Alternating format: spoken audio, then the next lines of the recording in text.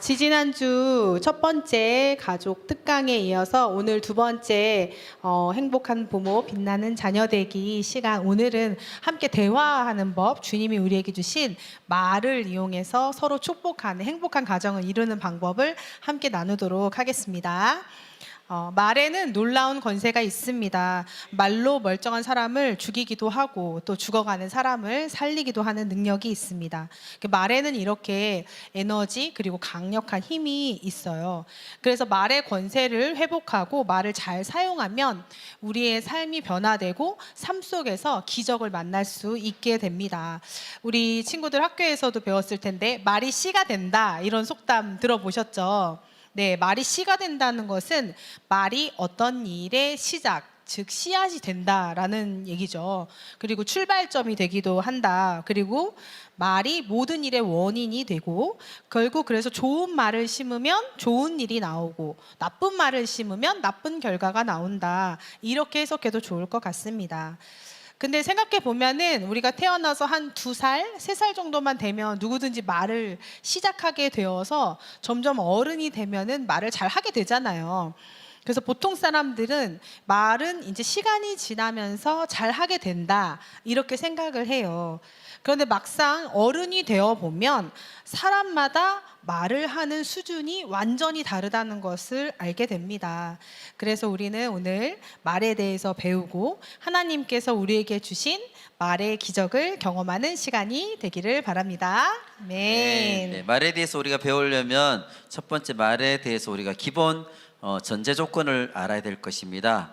말은 첫 번째는 말은 영적인 것이라는 것입니다. 하나님께서 이 세상을 창조하실 때에 어떻게 창조하셨죠? 말씀으로 창조하셨죠, 그죠? 그래서 말씀으로 창조하듯이 우리에게도 우리의 말을 통해서 영적인 능력이 나타나게 됩니다. 동물들 중에는 말을 하는 동물이 없죠, 그죠? 앵무새가 말을 하는 것이 아니냐 생각할 수 있지만 말을 그냥 따라하는 정도지 실제로 인간들처럼 사람들처럼 말을 그렇게 잘할 수 있는 것이 아니고, 그래서 이 말이란 것은 하나님께서 우리 사람들에게 주신 가장 큰 영적인 특권이고 축복이라고 할 수가 있습니다. 두 번째 전제 조건은 말은 생명이라는 것입니다. 혹시 속담 중에 말 한마디에 천냥빚을 갚는다, 이런 속담 들어보셨나요? 들어보셨죠? 요즘 세상 사람들이 제일 좋아하는 게 돈이잖아요. 그러니까 말 한마디로 천냥 빚을 갚는다 그랬으니까 말 한마디가 천냥의 값어치를 가진다는 거죠. 그런데 말이 돈의 값어치를 가진다 라고 말하는 것보다 더 귀한 가치를 가지는 것은 말은 생명과도 같은 것입니다. 말이 씨가 되고 사건이 되고 또 말이 역사가 됩니다. 말은 그 자체로 큰 능력이 있습니다. 심지어 사람이 뱉은 그 말이 사람의 몸속으로 들어가서 그 사람을 살리기도 하고 또는 죽이기도 하는 놀라운 능력을 갖고 있습니다. 그래서 말은 그냥 허공에 떠돌아다니는 것이 아니라 굉장히 실체가 있어요. 예전에 아주 유명한 그 책이 한번 나온 적이 있는데, 그 책 제목 동영상으로도 우리 친구들도 많이 봤을 텐데, 물은 답을 알고 있다. 혹시 이 영상 보신 적 있으신가요? 책으로도 나왔고 영상으로 나왔고 꽤 많이 봤는데, 이게 뭐냐면 그냥 아주 평범한, 여기 제가 지금 물을 마시고 있는데 이런 평범한 2개의 컵에다가 한쪽 컵에다가는 다양한 나라의 말로 뭐 축복하는 말, 좋은 말 막 이런 거 들려주고 아주 좋은 음악 이런 걸 들려주고요. 또 하나의 물컵에는 이제 나쁜 말을 막 하는 거죠. 그런데 이게 여러 나라의 언어로 했어요. 외국어 막 써서 여러 나라의 언어로 욕도 하고 막 험담도 하고, 그리고 노래 같은 것도 굉장히 막 무섭고 막 그런 나쁜 노래들을 들려줬다는 거죠. 그리고 나서 이제 물의 결정을 현미경으로 확인했을 때 뒤에 제가 몇 가지만 딱 그 이미지를 보여드렸는데, 뭐 사랑해, 고마워, 좋아 이렇게 한 그 물의 결정체는 모양이 다 다른데 너무 예쁜 거예요. 그런데 막 나쁘게 말하고 욕하고 거친 말하고 그리고 무서운 음악을 들려줬던 그 물은 결정이 엄청 징그럽게 막 깨지고 무서운, 저거는 조작한 것이 아니고 실제로 측정한 거라고 해요. 그래서 이 실험이 이제 되어져서 나왔을 때, 아, 정말 사람의 말에 생명을 살리고 또는 죽이는 그런 실제적인 능력이 있구나, 이렇게 놀라운 그런 일들이 있었어요. 우리 교회에서도 아까 시작하기 전에 인사를 했는데 저희 목사님께서 늘 말한 대로 된다 이렇게 말씀하시잖아요. 그래서 저희가 어떻게 이제 사랑하고 축복합니다. 그리고 잘 되고 있습니다. 너에게 좋은 일이 많이 일어나고 있어. 이렇게 축복하잖아요. 말한 대로 됩니다. 그러니까 인사를 한 번 더 하면 좋겠죠. 자, 옆 사람을 보시고 잘 되고 있습니다. 당신에게 좋은 일이 많이 일어나고 있습니다. 한 번 더 인사해 잘 되고 보겠습니다. 있습니다. 당신의 좋은 일이 많이 일어나고 있습니다. 아멘. 네, 세 번째 말은 그 사람의 인격을 나타냅니다. 네, 마태복음 15장 18절 말씀을 같이 보겠습니다. 입에서 나오는 것들은 마음에서 나오나니 이것이야말로 사람을 더럽게 하느니라. 그 말은 입에서 나오는 것이 아니라 그 사람의 마음에서 나온다는 것입니다. 지그지글러라는 사람이 이렇게 얘기했다고 합니다. 당신의 마음 속에 무엇이 들어있는가가 현재의 당신을 만든다. 그렇다면 우리의 마음은 어디에 있을까요? 한국 사람의 한 70% 정도가 마음은 가슴에 있다라고 말한다고 합니다. 미국 사람들은 70% 정도가 마음은 머리에 있다라고 한다고 하는데요. 심리학에서는 과거에는 마음이 가슴에 있다라고 했는데 2000년까지는 또 내 머릿속에 마음이 있다라고 했습니다. 그러나 이제 2000년 이후부터는 마음은 온 몸에 있다는 것으로 이제 바뀌었다고 합니다. 그래서 마음에서 나오는 말과 대화는 우리가 온몸으로 느껴지는 것이고 온몸에서 뿜어져 나오는 것이라고 할 수 있습니다. 그리고 또 말은 관계를 형성합니다. 왜 인간관계가 좋은 분들이 있잖아요. 사람들과의 관계가 좋은 분들을 잘 살펴보면 그런 분들은 굉장히 수준 높은 대화를 하는 분일 가능성이 굉장히 많이 있어요. 말은 사람에게 엄청난 영향을 끼치기 때문에 인간관계에 영향을 주고 그리고 관계의 질을 결정합니다. 대화의 방법과 수준에 따라서 그 인간관계의 수준이 결정되는 거죠. 그래서 좋은 인간관계를 맺고 또 수준 높은 인간관계를 얻고 싶다면 말을 잘해야 하는데요. 그렇다면 이제 말과 대화에 대해서 저희가 조금 더 깊이 알아보도록 하겠습니다. 네, 대화의 원칙. 자, 대화란 무엇이냐? 대화는 이제 두 사람 또는 그 이상의 사람들 사이에 서로 주고받는 생각이나 감정, 욕구 이런 것을 상호 교환하는 것을 말하는 사람과 듣는 사람이 계속 그것을 지속적으로 반복 교환하는 상호작용이라고 할 수 있습니다. 여기서 중요한 건 뭐냐면 주고받는다는 것. 대화가 우리가 어렵다는 것이 뭐냐면 이게 주고받는 것이 잘 안 되기 때문에 일방적으로 준다든지 또는 제대로 못 준다든지 받고 하는 것들이 핑퐁이 잘 이루어져야 되는데 그것이 우리 마음대로 뜻대로 이루어지지 않기 때문이죠. 그래서 대화를 잘 하려면 먼저 대화의 원칙을 우리가 잘 알아야 됩니다. 첫 번째 원칙이 무엇이냐? 사람은 누구나 대화를 원한다는 것입니다. 모든 사람은 대화를 하면서 관계 속에서 살아갑니다. 그래서 사람은 자신을 표현하지 않고는 살 수가 없습니다. 그래서 미숙한 대화를 한다거나 대화를 회피하는 경우 좋지 못한 우리가 인간관계를 가질 수밖에 없죠. 뭐 아닌데 난 대화하기 싫어하는데 말하기 싫은데 이런 마음이 혹시 들지도 모르겠는데 잘 생각해 보시기 바랍니다. 사람은 누구나 좋은 관계가 되기를 원하는 것이고 그리고 내 마음을 상대방이 알아주기를 원합니다. 다만 그게 잘 되지 않거나 또 상처받거나 또 내 의도대로 되지 않기 때문에 대화하기 싫다고 우리가 표현하는 경우라는 것입니다. 두 번째 대화의 원칙이 굉장히 중요한데요. 한번 다 같이 읽어볼까요? 대화는 시작. 대화는 말뿐만 아니라 여러 가지 많은 것들을 포함하고 있다는 것입니다. 대화는 보통 대화합니다. 그러면 말만 생각하잖아요. 이게 많은 사람들이 대화에서 가지고 있는 가장 큰 오류라고 생각하시면 됩니다. 대화에는 그 언어적인 요소와 비언어적인 요소가 두 개가 다 포함되어 있는 게 대화예요. 대화는 절대로 말로만 이루어지는 것이 아닙니다. 그래서 한번 제가 이거 보여주지 마셔야 되는데 제가 대화에 보면 언어적 요소가 있어요. 그러니까 말이죠.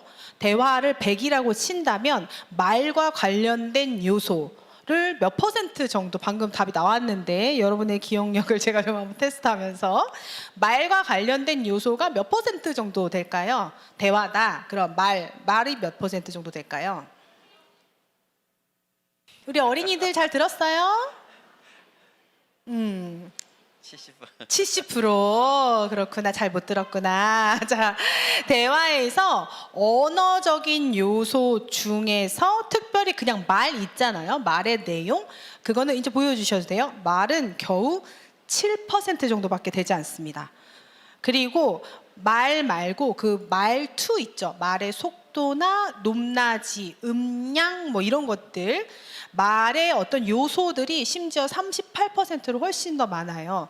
그래서 이 언어적인 요소들을 다 합쳐도 7 더하기 38은 어린이들아 몇이지? 그래, 똑똑하다. 베델 어린이 45%니까 채 절반이 안 되는 거예요. 대화에서 언어적인 요소는 45%. 근데 그나마도 말의 내용은 겨우 7%밖에 되지 않아요. 그 외에 55%가 비언어적인 요소예요. 예를 들면 뭐 거리라든지 손짓, 표정 뭐 이런 것들 있죠. 그런 비언어적인 요소가 55%예요. 그래서 대화를 할 때는 그 말 자체보다 비언어적인 요소 안에 들어있는 그 상대방이 하고자 하는 말의 내용을 파악하는 게 굉장히 중요합니다. 근데 이제 사람들이 대화를 할 때 이 언어적인 요소와 비언어적인 요소가 일치하면서 대화를 하는 경우도 있고요. 그런데 굉장히 일치하지 않을 때도 있습니다.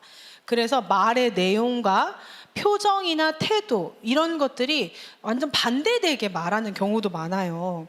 그래서 그때 과연 이 사람은 뭘 말하고 싶은 것인가, 이거를 우리가 잘 살펴봐야 돼요. 자, 그러면 여기 숫자로 봤을 때 어떤 사람이 말을 하고 있는데 그 말의 내용과 표정의 내용이 달라요.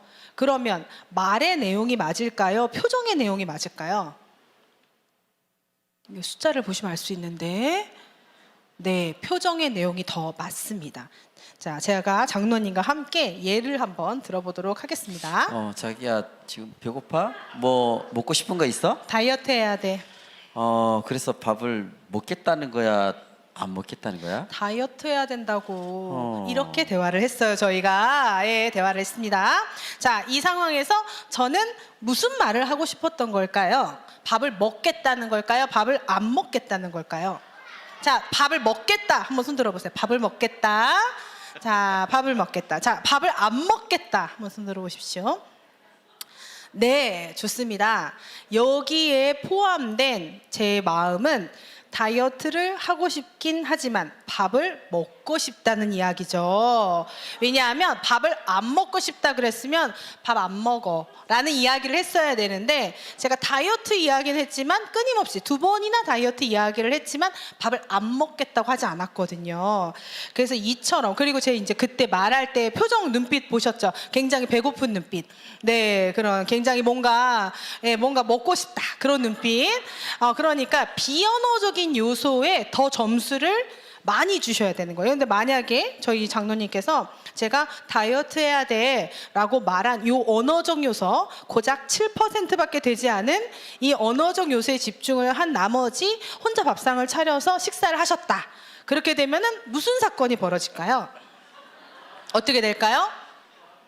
네, 제가 삐지는 일이 발생하겠죠. 그리고 아무 말도 하지 않고 저 혼자 부엌에 가서 라면을 끓여 먹고 뭐 그러면서 어떤 뭐 툴툴거리는 뭔가 그런 결과들이 발생하겠죠. 이게 언어적 요소와 비언어적 요소 중에서 우리가 어디다 포커스를 맞춰야 되는가? 비언어적 요소에 훨씬 더 많은 비중을 두는 것이 대화에 도움이 된다라는 것입니다. 네, 세 번째는 사람들은 보통 자신의 입장에서 말을 한다는 것입니다.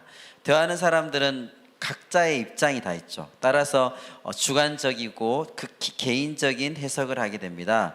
대개 70~80%가 대화에서 자기 입장을 말하는 것에 집중하는데, 그러므로 대화할 때 상대방의 입장에서 우리가 이해하고 수용할 때에 문제가 쉽게 풀리게 된다는 것입니다. 관계 속에서 일어나는 모든 갈등의 뿌리는 다 내가 주관적으로 내 마음대로 생각하고 해석하고 그것을 통해서 서로가 다르다는 것에 이제 그 자신의 입장만을 생각하다 보니까 우리가 대화가 제대로 안 된다는 것입니다. 대화의 네 번째 요소 한번 읽어볼까요? 시작. 네, 대화에는 힘의 법칙이 있습니다. 모든 관계의 대화 속에는 권력, 힘이 있습니다. 건강한 관계일수록 이 힘이 왔다 갔다 균형적으로 되는데요.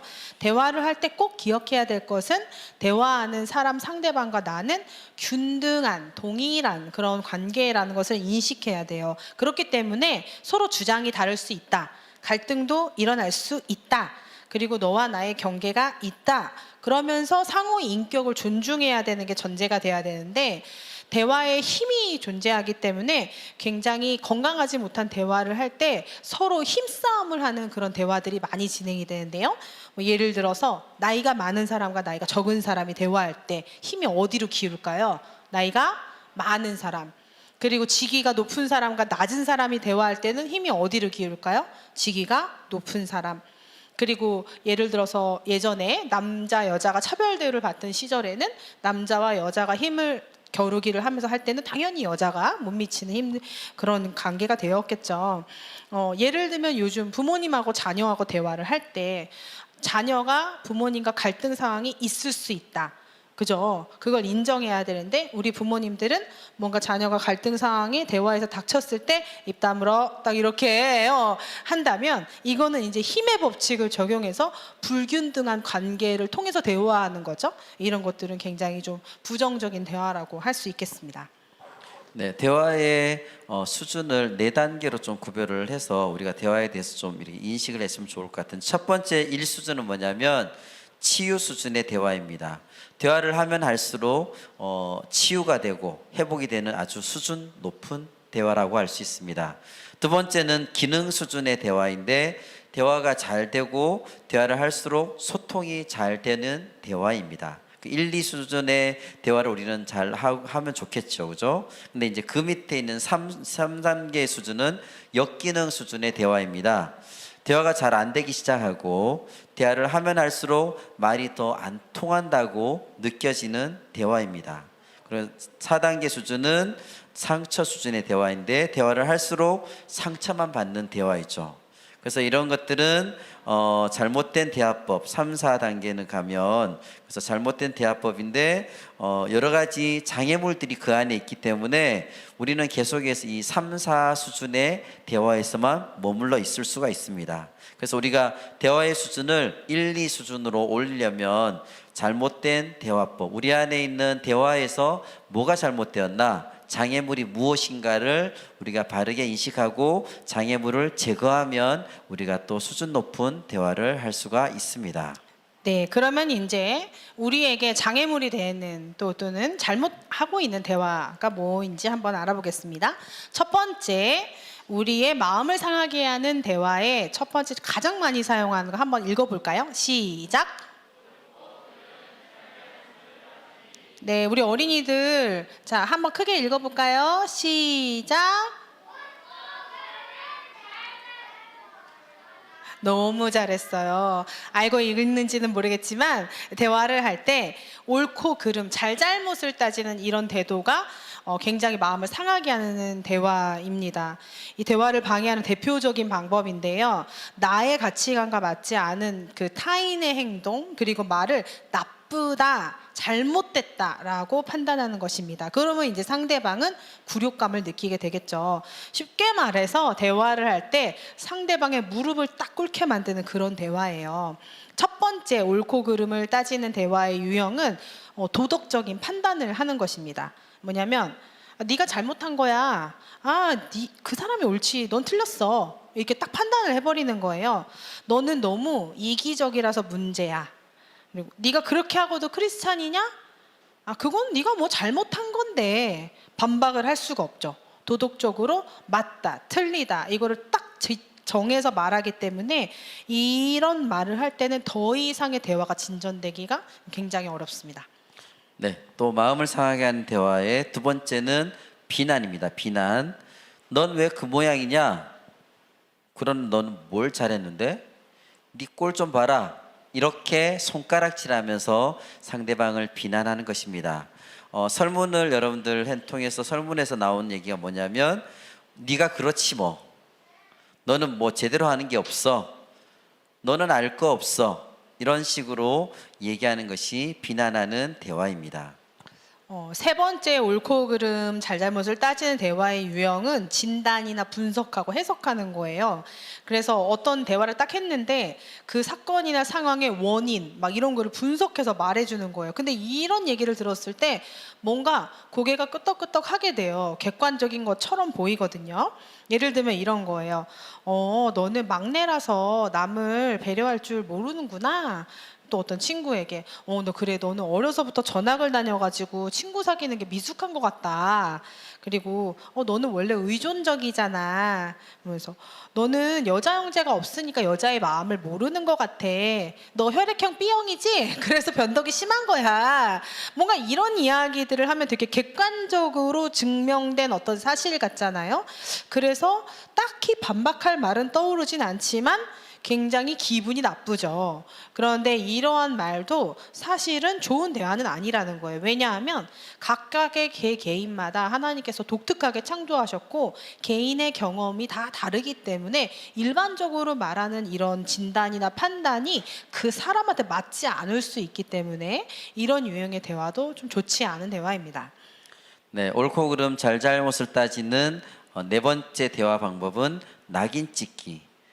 낙인이라는 것이 뭔가 도장을 꽝 찍어버리는 거잖아요. 그 사람의 어떤 신분이라든지 그 사람의 처지라든지 완전히 결정을 내려버려서 더 이상 어떻게 할 수 없도록 만들어버리는 것이 낙인이 찍는 건데, 이거 완전 바보네. 당신은 아버님하고 똑같아. 그 피가 어디 가겠어? 야, 이 멍청한 놈아. 네. 설문에서 봤더니 너 같은 애들은 못해. 이런 것들이 이렇게 얘기하는 것이 바로 낙인 찍기입니다. 이것을 해결하는 방법은 자신이 원하는 것이 무엇인지를 정확하게 인지하고 그것을 정확하게 설명해 줘야 됩니다. 그래서 늦잠을 자서 지각을 한 자녀한테 야, 넌 왜 그 모양이냐? 이렇게 얘기하는 것이 아니라 지각을 해서 학교에서 연락을 받으니까 엄마가 너무 화가 나고 속상하다 하고 그것에 대해서 정확하게 인지하고 설명을 엄마가 해주면 아이들은 이제 거기에 대해서 다시 그냥 낙인을 찍어버리면 그 모양이냐 하고 더 이상 말을 못하게 만들어버리면 대화가 되지 않는다는 것이죠. 두 번째 이제 마음을 상하게 하는 대화의 유형은 비교입니다. 비교는 이제 우열을 가리는 거잖아요. 어떤 대상과 비교를 하는 거죠. 판단을 하는 거죠. 이거는 이제 비교되는 그 사람을 소외시키고 좀 비참함을 느끼게 하는 대화의 유형입니다. 예를 들면 부모님이 너 왜 그러니? 옆에 윤지준 봐. 얼마나 잘하니? 뭐 이런 말을 한다든지. 그러면 또 당신은 어머니 하시는 거 반만 좀 하면 좋겠네. 또 부모님이 야, 누구네 아들은 이번 시험에서 학원도 안 다니고 수학 100점 맞았다더라. 이제 어떤 대상을 두고 비교를 하는 거죠. 저희가 사전 설문했을 때도 들었을 때 너무너무 힘들었던 말 중에 이 비교에 대한 말이 있었는데 제가 이 말을 보면서 되게 가슴이 아프더라고요. 어떤 말이냐면 다른 남편은 다 하는데 왜 당신은 못해? 이 말이 있었어요. 그러니까 어떤 아내분이 하신 말씀이시겠죠. 예, 이런 비교하는 말은 굉장히 상대방을 비참하게 만들어주는 말들이에요. 그래서 이러한 대화를 해결하기 위해서는 있는 모습 그대로 소중하게 받아들여 주는 것, 그런 것이 해결할 수 있는 방법입니다. 네, 또 올바른 대화법, 마음을 상하게 하는 대화에서는 세 번째 뭐냐면 당연시하기. 이것은 이런 말을 들으면 우리 안에 분노가 치밀어 올라오게 되죠. 넌 맞아도 싸. 변명할 자격도 없어. 여자가 집에서 하는 일이 뭐야? 쓰레기도 안 버려주는 남편이 어디 있어? 그동안 부모가 해준 거 생각하면 이 정도는 당연히 해야 되는 거 아니냐? 이렇게 당연하게 얘기하고 말을 해버리는 것이 당연시하는 것입니다. 이런 것을 해결할 수 있는 방법은 자신의 상처를 돌아보는 것이 도움이 될 것입니다. 왜냐하면 우리가 당연하다고 생각하는 것이 가만히 돌아보면 나의 상처 때문에 그래서 내가 이렇게 모든 것을 판단하고 이것은 당연히 해야 된다라고 우리가 판단하는 경우들이 많기 때문에 나의 상처에서 비롯된 것이 많아서 우리가 자신의 상처를 잘 돌아보면 우리가 당연시하는 것들이 많이 줄어들 수 있을 거라고 생각이 됩니다. 네 번째 잘못된 대화의 방법은 자신의 선택과 책임을 부인하는 거예요. 쉽게 말하면 변명하는 거죠. 자기 잘못을 인정하지 않는 것. 이런 대화를 하게 되면 듣는 사람이 굉장히 짜증이 나고 얄미워요. 어떤 내용이냐면 내가 원래 성격이 좀 급해서 본의 아니게 말을 좀 거칠게 했네. 사과 같지만 하나도 인정하지 않는 거죠. 그리고 또 부모님께 우리 아들들이 많이 하는 말인데, 엄마 나는 원래 안 가려고 그랬는데 친구가 가자고 그래서 어쩔 수 없이 PC방에 갔다 왔어. 뭐 이런 말들을 하는 거죠. 예. 그리고 또 당신이 나한테 관심이 없으니까 내가 자꾸 밖에 나가서 친구들을 만나는 거잖아. 뭐 이렇게 이야기하는 것. 자기의 선택과 책임에 대해서 인정하지 않고 변명하는 것. 이것도 굉장히 좋지 않은 대화의 유형입니다.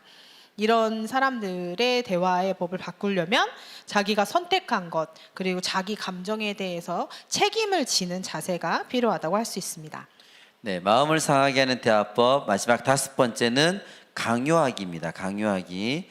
이런 말들을 우리가 들으면 수치심, 굴욕감, 분노, 짜증 이런 것들이 발생하게 되는데요. 옳고 그름을 판단하고 그에 따라서 강요하는 것을 말합니다. 물 한 잔만 갖다 줄래? 나 너무 피곤해요. 다른 사람한테 좀 말하면 안 돼? 당신처럼 게으른 사람은 없을 거야. 이렇게 낙인을 찍어버리는 것이 낙인 찍기에 의한 강요입니다. 또 다른 표현은 나한테 애정이 있다면 그 정도는 해줘야 되는 거 아니야?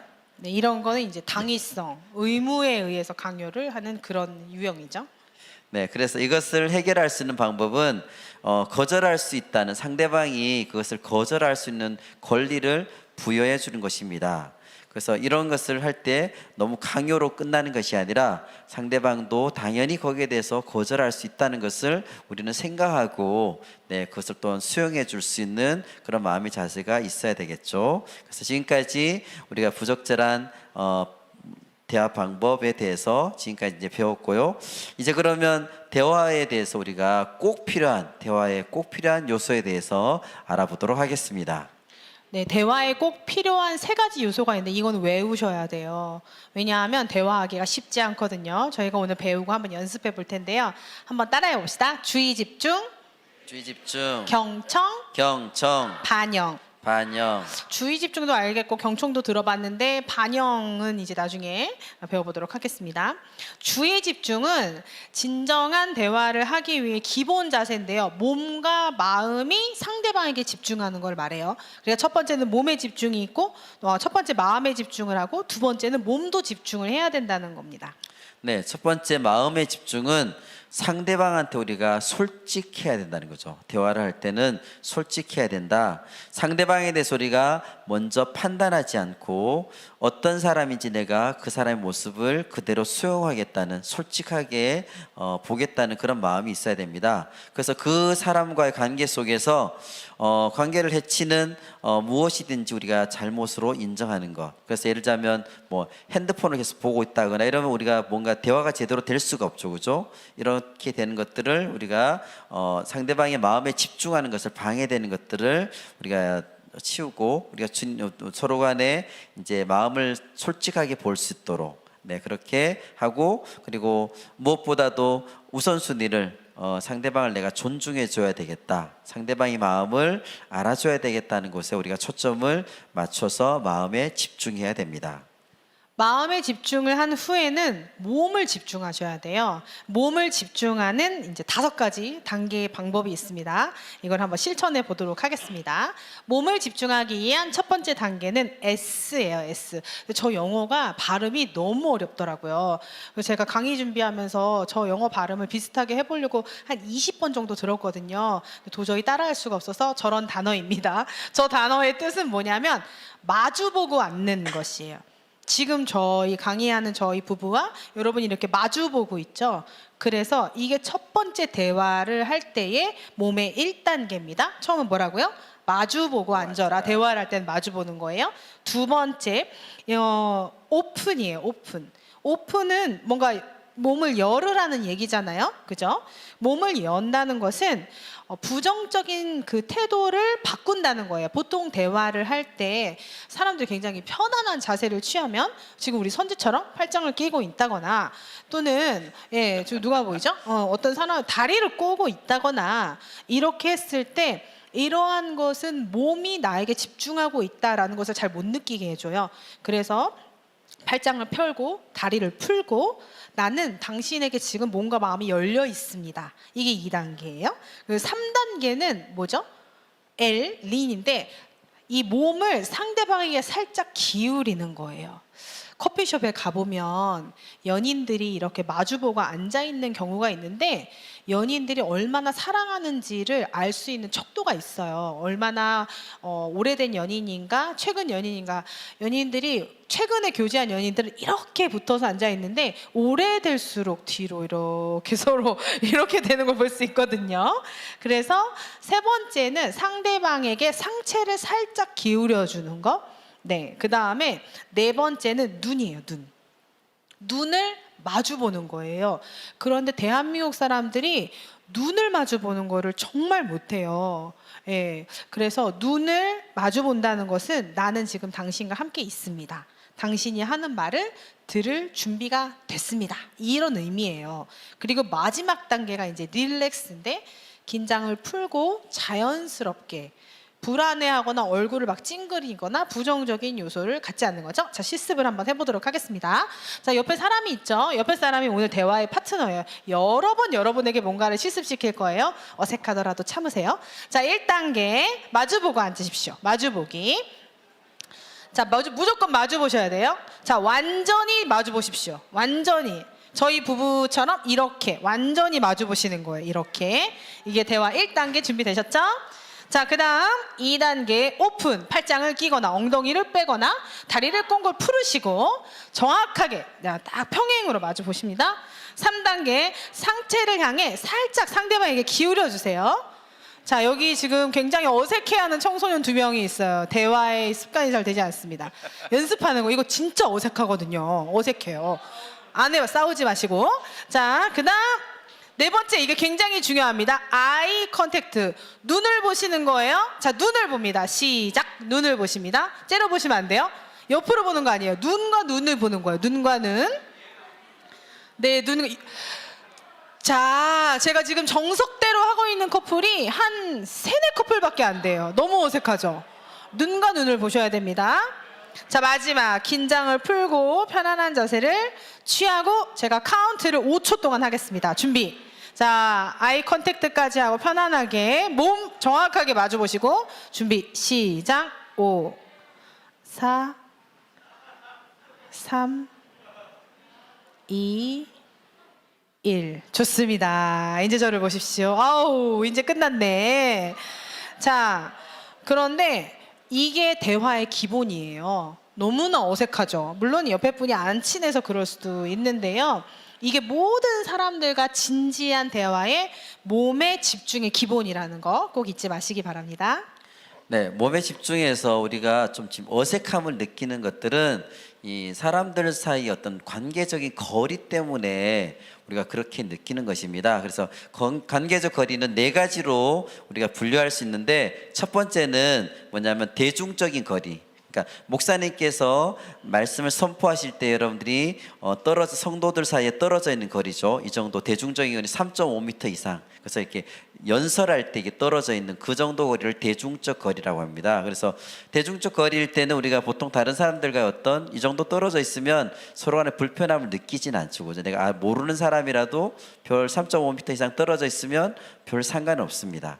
사회적 거리, 요즘 계속 우리가 코로나 때문에 사회적 거리두기 하죠, 그죠? 사회적 거리두기 하면 이렇게 손 펼쳐가지고 이 사이에 이렇게 부딪히지 않게 이 정도 이상 떨어지게 해서 보통 1.2m에서 3.5m 이 정도는 우리가 보통 사회적 거리두기를 하잖아요. 사회적 거리가 보통 사람들과 사귀게 할 때 약간씩 그 정도 거리수를 두는 것이고, 그 다음에 세 번째는 개인적인 거리입니다. 45cm에서 1.2m 상당히 가깝죠. 지금 이렇게 두 분이 붙어 계시는 경우들 이런 것들이 개인적 거리라고 할 수 있습니다. 그죠? 그 정도만 떨어져 있는 경우 말고, 그다음 친밀한 거리는 45cm를 이하, 그러니까 거의 붙어 있다고 하면 되죠. 그죠? 그래서 이런 사람들 1대1로 거의 마주보고 접촉하면서 대화하는 그런 것들을 얘기하는, 보통은 이런 친밀한 거리 같으면 누구 사이에 보통 이루어지냐면 연인들 사이에 또는 가족들 사이에, 가족들하고 이렇게 붙어 있어도 여러분들 어색하지가 않잖아요. 그죠?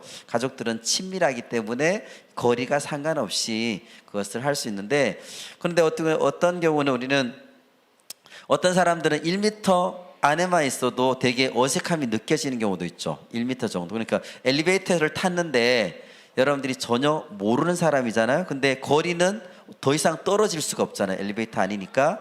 그러다 보니까 우리가 모르는 사람들하고 있을 때 거리는 3.5m 이상 떨어지면 괜찮은데 그렇지 않게 한 1m 정도로 붙어 있고, 그러니까 되게 엘리베이터 안에 있으면서도 막 숨 막히는 긴장감이 우리 안에 계속 있는 거죠. 왜냐하면 그만큼 거리를 두지 않기 때문에.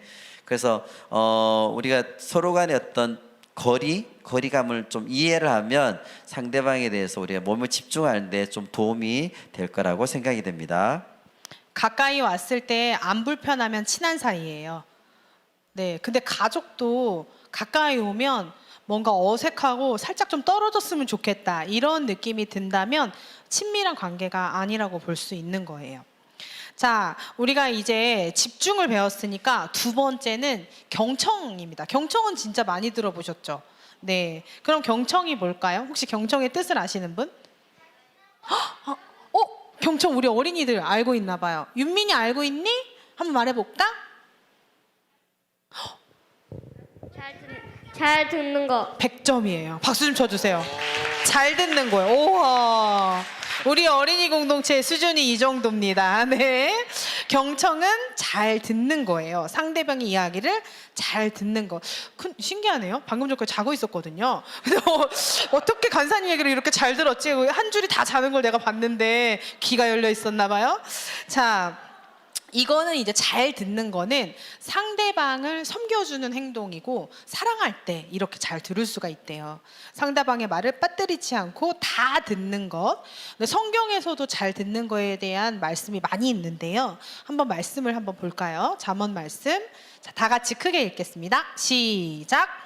사연을 듣기 전에 대답하는 자는 미련하여 욕을 당하느니라. 야고보서 말씀. 시작.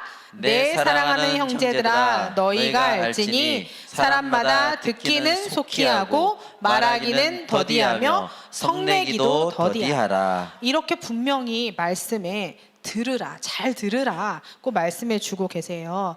한자를 제가 한번 찾아보니까 이 들을 청자 안에 굉장히 많은 한자가 들어있더라고요. 근데 이 들을 청자 안에 보면 귀이, 우리 다 아는 한자예요. 임금왕, 열, 십, 눈, 목, 한, 일, 마음, 심, 되게 다 쉬운 한자들이잖아요.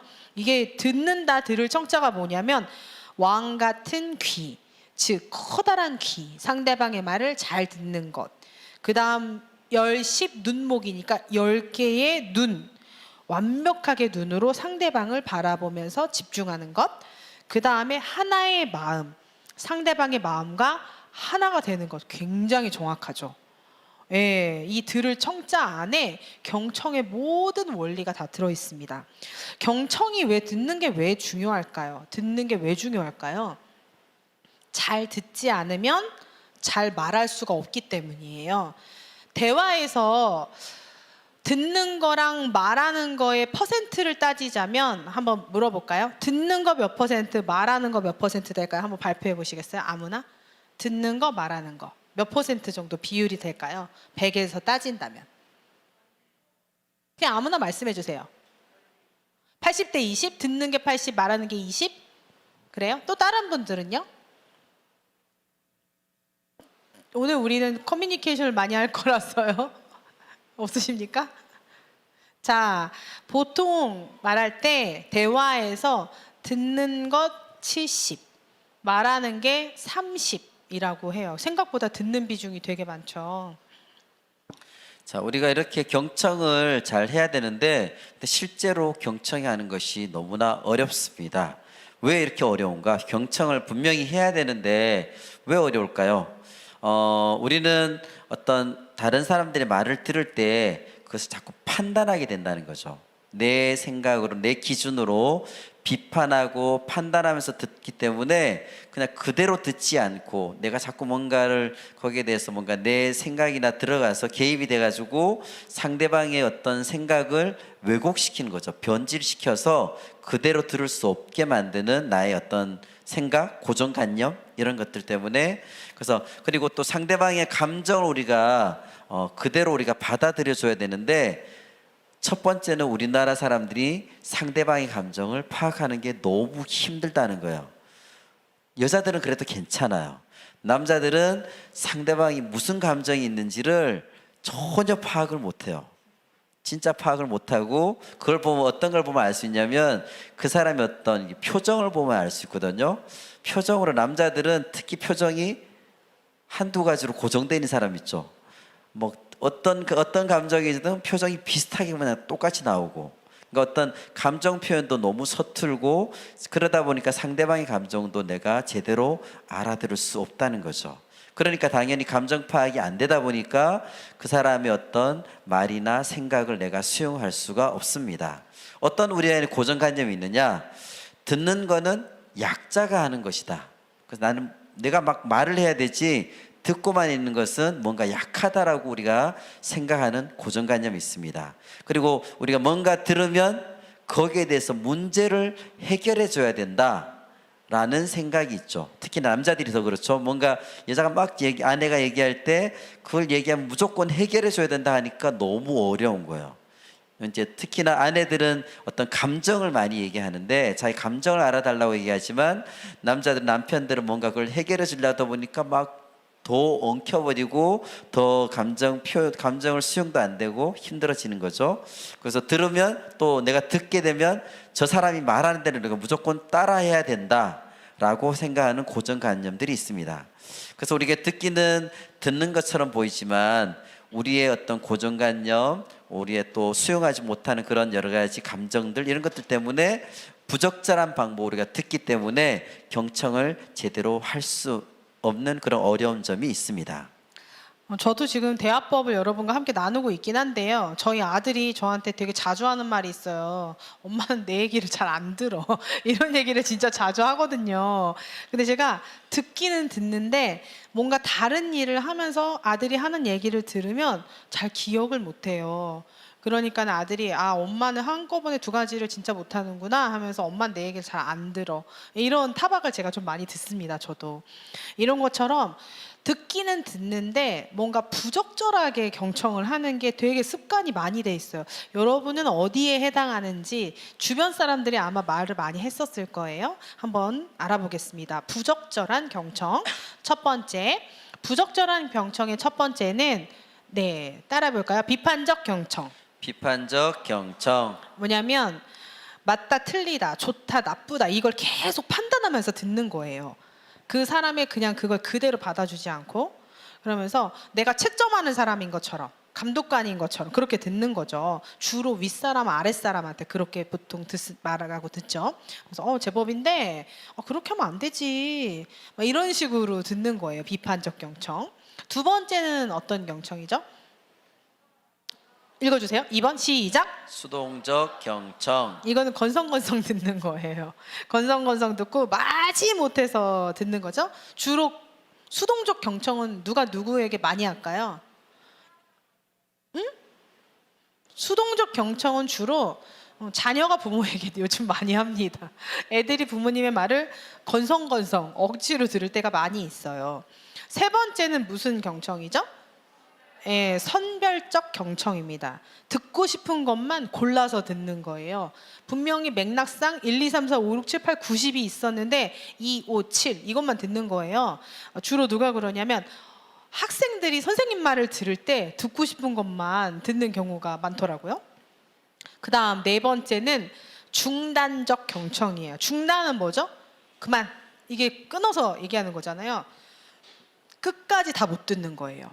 누가 말을 하면 중간에 이 듣는 거를 못해서 중간에 결론만 해. 짧게.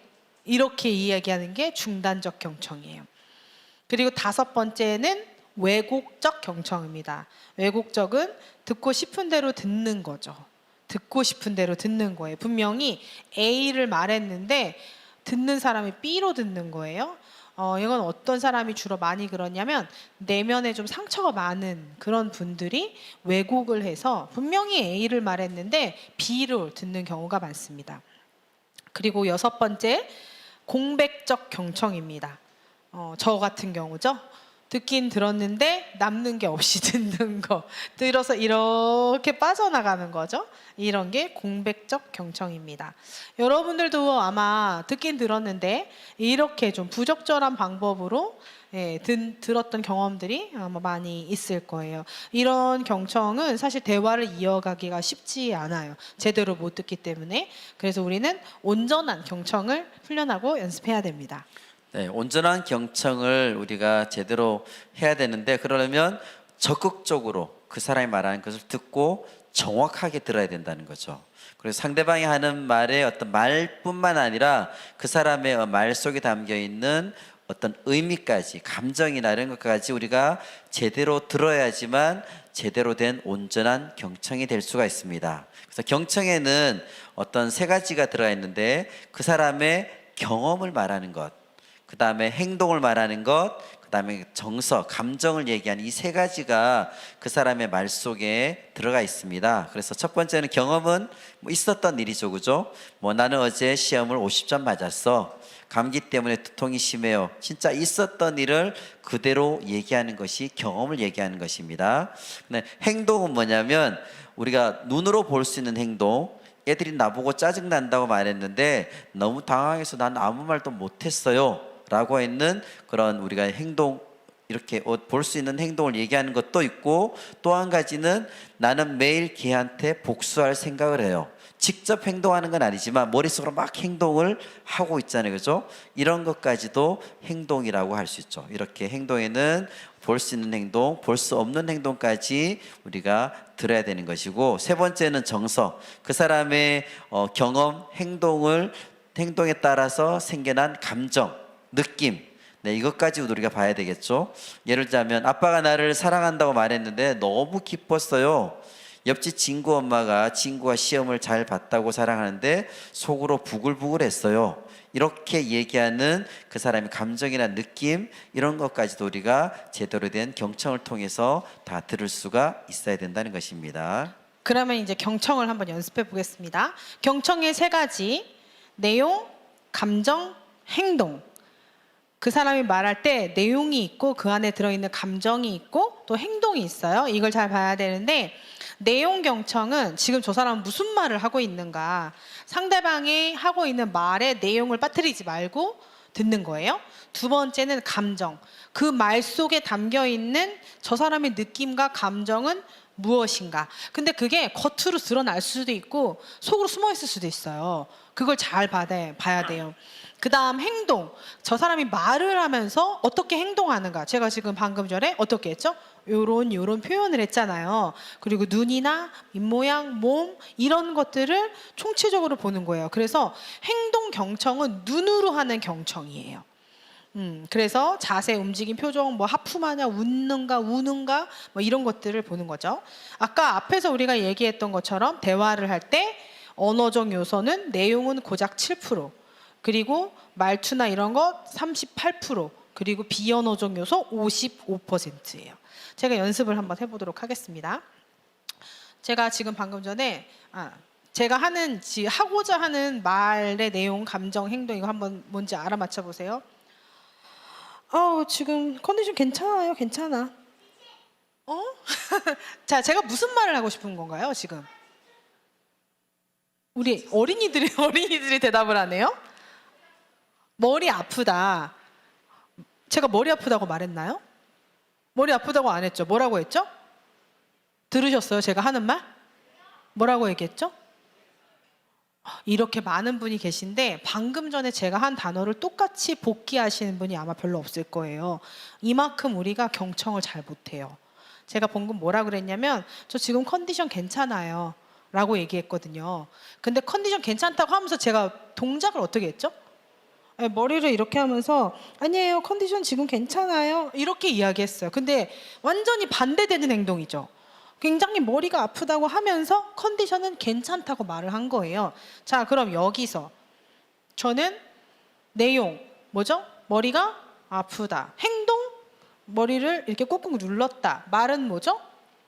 컨디션 괜찮아요. 그러면 이 안에 들어있는 진짜 제가 하고 싶은 말은 뭘까요? 머리가 좀 아파요. 네, 이런 얘기들을 제가 온몸으로 표현하고 있는 거예요. 이랬을 때 이제 저희 남편이 제가 컨디션 괜찮아요 이렇게 얘기했을 때 괜찮구나. 그리고 이제 바깥에 나가면 아까 앞에 1탄처럼 2탄 이렇게 되는 거죠. 그런데 너무 센스 있게 저에게 많이 아파? 뭐 두통약 좀 갖다 줄까? 이렇게 되면은 이제 매력 점수가 이제 100점 올라가게 되는 거죠. 오.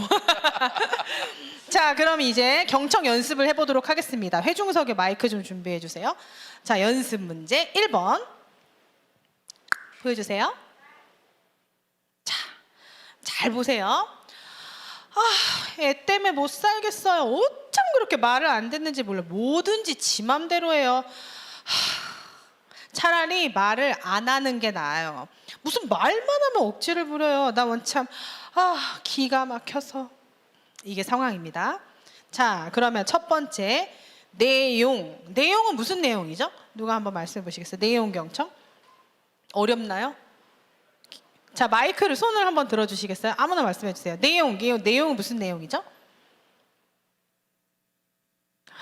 이게 어린이들이 이렇게 훈련이 잘 됐어요. 어린이들만 손을 들고. 네, 강지사님, 내용은 무슨 내용이죠? 내 애가 자기 마음대로 해서 너무 힘들다. 네, 내용은 아이가 말을 안 듣는다. 이게 내용이에요. 그럼 감정은요? 감정. 네, 감정. 여기 감정을 파악하래. 내용, 감정, 행동 이 세 가지를 경청해야 됩니다. 무슨 감정일까요? 이 말하는 사람은? 어린이들 한번 물어볼게요. 무슨 감정일까? 슬픈 감정, 또 짜증나는 감정. 정답입니다. 예, 슬픈 건 좀 어렵지만 짜증나고 화가 나는 감정이에요. 많이 당해봐서 아는 것 같아요.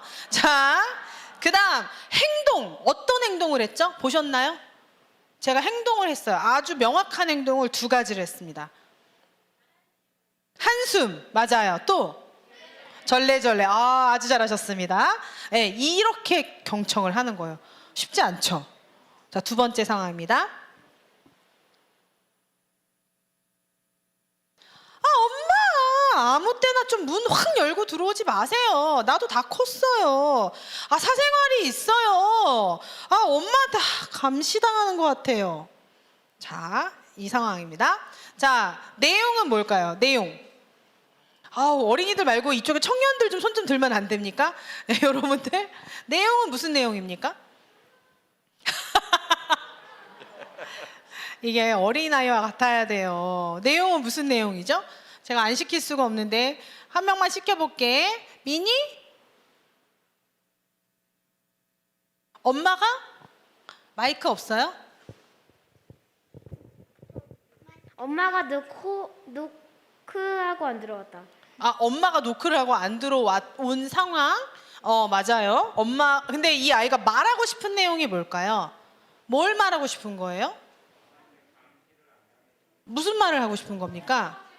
엄마, 들어오지 마가 아니죠. 이렇게 경청 훈련이 안 돼 있습니다. 이 아이가 뭘 말하고 싶은 걸까요?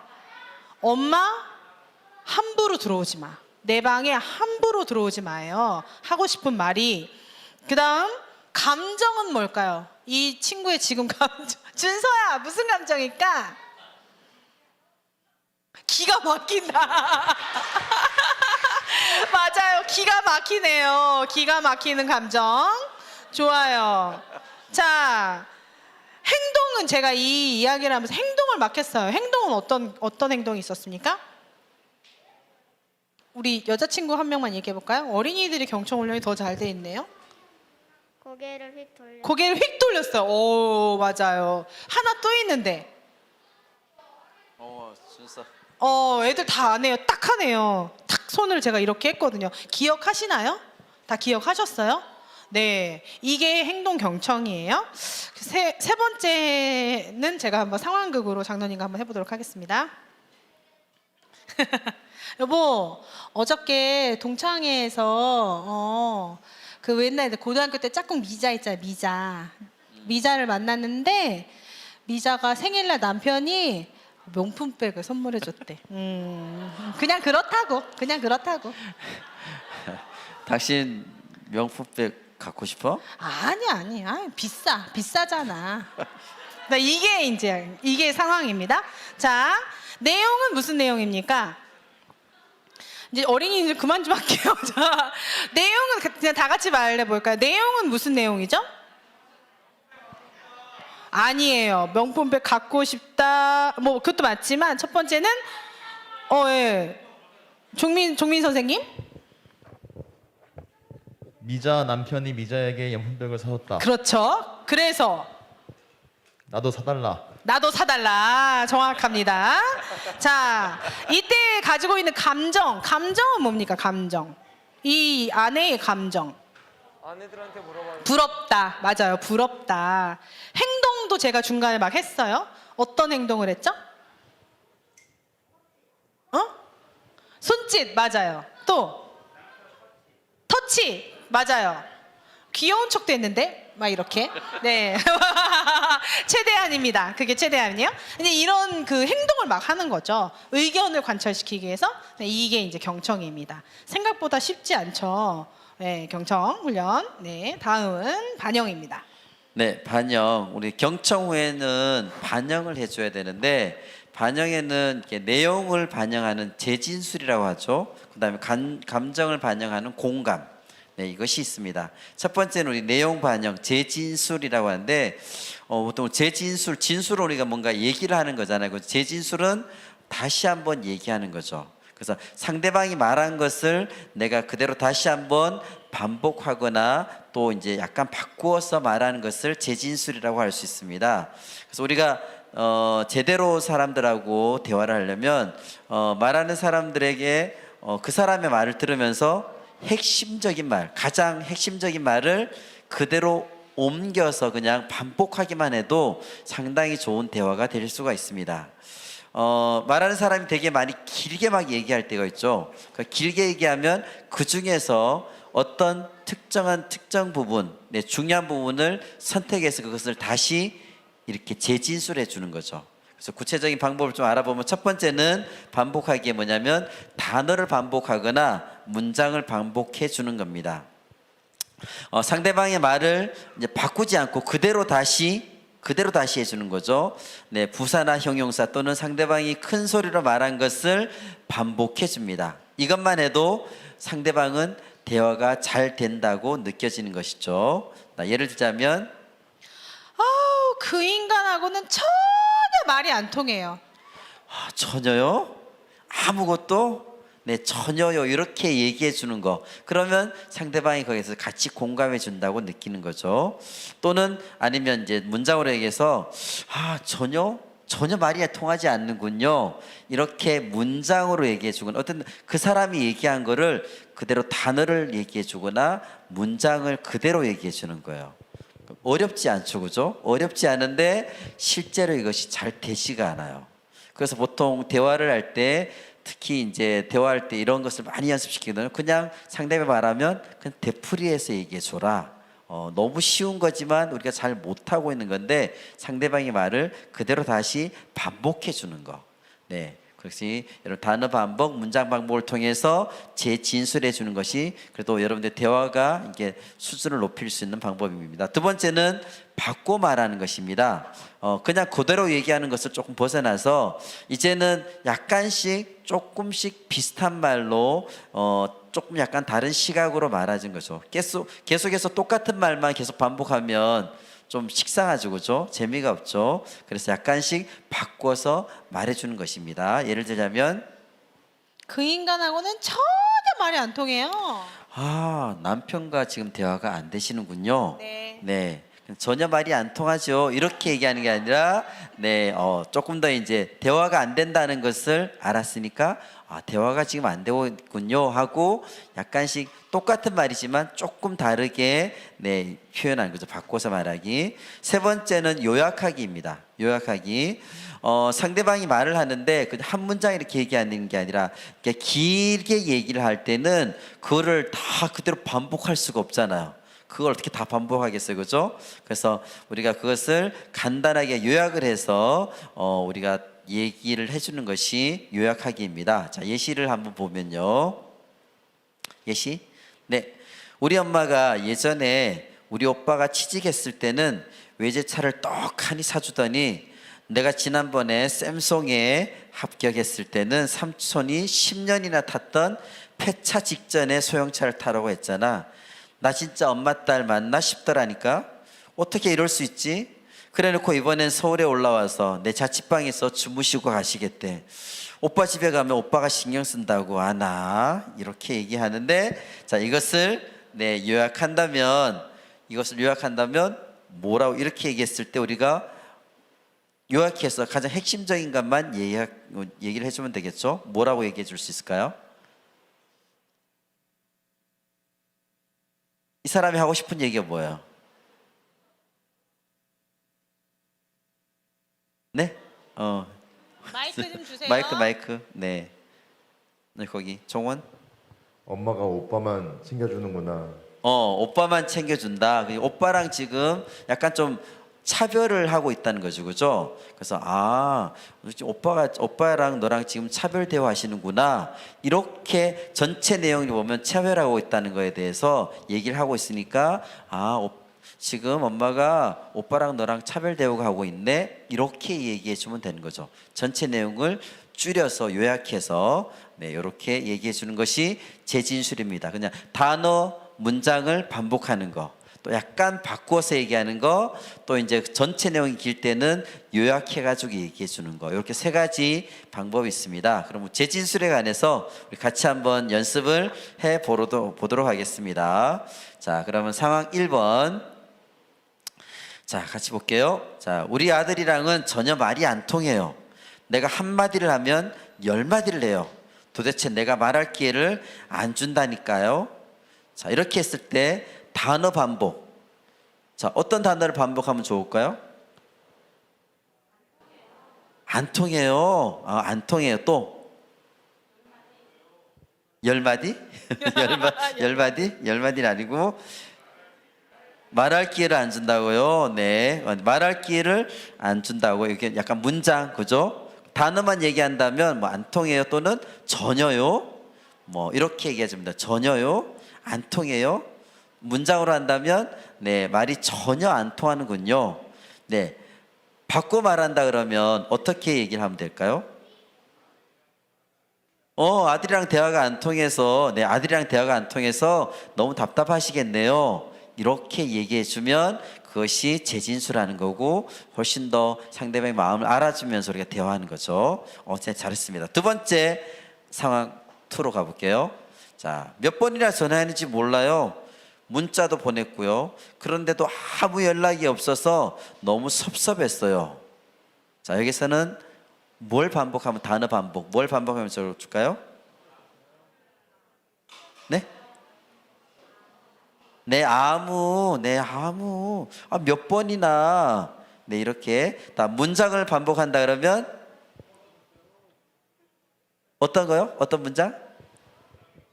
연락이 없어서 너무 섭섭했겠군요. 이렇게 하면 되겠죠, 그죠? 그 다음에 좀 바꿔서 얘기한다 그러면 어떤 걸 좀 바꿔서 얘기할 수 있을까요?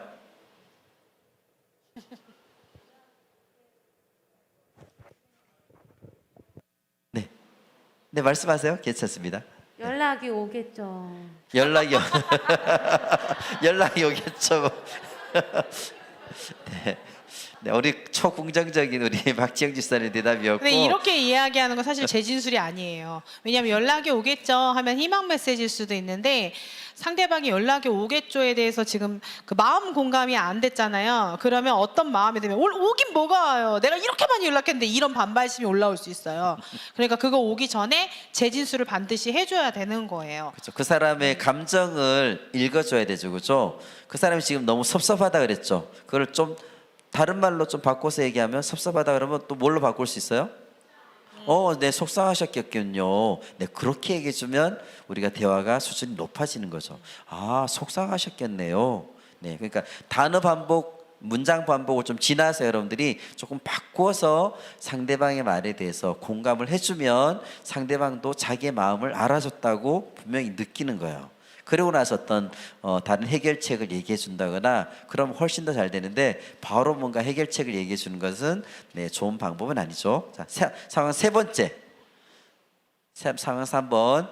자, 왜 이렇게 집안이 지저분해? 청소 안 해? 집구석이 이러니까 집에 들어오기가 싫지? 네, 이렇게 얘기를 했어요. 여기서는 뭘 반복해야 되죠? 나가 뭘 반복해야 되죠? 집구석에 상대방이 지금 집에 들어가기 싫다 그랬는데 집구석에 이렇게 네, 여기서 뭘 반복해야 되나요? 네, 여기서는 반복할 것이 없습니다.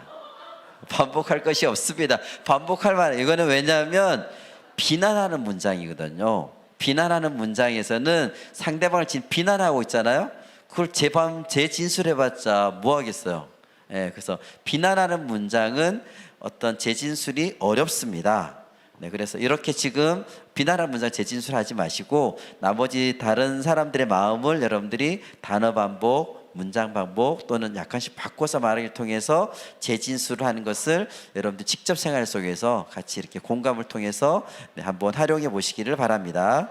그래서 아까 이거 배우기 전에 장애물을 먼저 제거해야 된다고 한 거예요. 대화의 기술을 알고 있어도 이렇게 비난하는 문장이 나와버리면 뭐 재진술을 하기가 쉽지 않아요. 공감도 어렵고요. 저기서 만약에 청소 이렇게 하면 너무 바보가 되는 느낌이 들잖아요. 그래서 먼저 장애물을 제거한 후에 대화의 기술이 들어갈 수 있어요.